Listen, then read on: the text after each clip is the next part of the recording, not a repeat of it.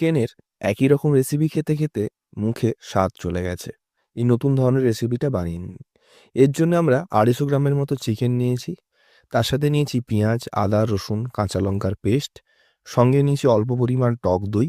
এর সঙ্গে পেঁয়াজ কুচোনো, লবঙ্গ, এলাচ, দারচিনি, তেজপাতা, শুকনো লঙ্কা আর কাঁচা লঙ্কা।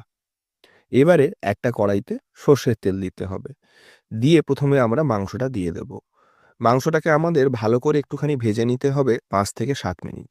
এবারে আমরা এর সঙ্গে গোটা মশলা, পেঁয়াজ কুচি, কাঁচা লঙ্কা সমস্ত কুচি দিয়ে আমরা এটাকে ভালো করে কষতে থাকবো। এতে আমরা পুদিনা পাতা অ্যাড করেছি অল্প পরিমাণ। এটাই কিন্তু এই রান্নায় দারুণ একটা গন্ধ এনে দেবে। এরপরে এতে আমরা হলুদ গুঁড়ো, লবণ গুঁড়ো দিয়ে দেব। ভালো করে আমরা কষিয়ে নেব 5 থেকে 7 মিনিট।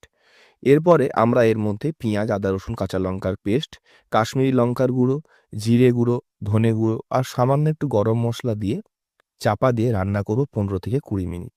দেখুন রান্না প্রায় 90% হয়ে গেছে। এমন অবস্থায় আমরা এর মধ্যে টক দইটা অ্যাড করে দেবো। ভালো করে মাখিয়ে নিয়ে এটাকে আমরা কষিয়ে নেব প্রায় 10 থেকে 15 মিনিট। যেহেতু দেশি মাংস তাই একটু সময় লাগবে। নামানোর একটু আগে উপর থেকে নারকেল কোড়া দিয়ে দিন ভালো করে, মাখিয়ে নিয়ে নামিয়ে নিন। এবারে রুটি, পরোটা, গরম ভাত, পোলাও যাই দিয়েই খান মুখে লেগে থাকবে। বাড়িতে অবশ্যই একবার ট্রাই করবেন। ভিডিওটা ভালো লাগলে লাইক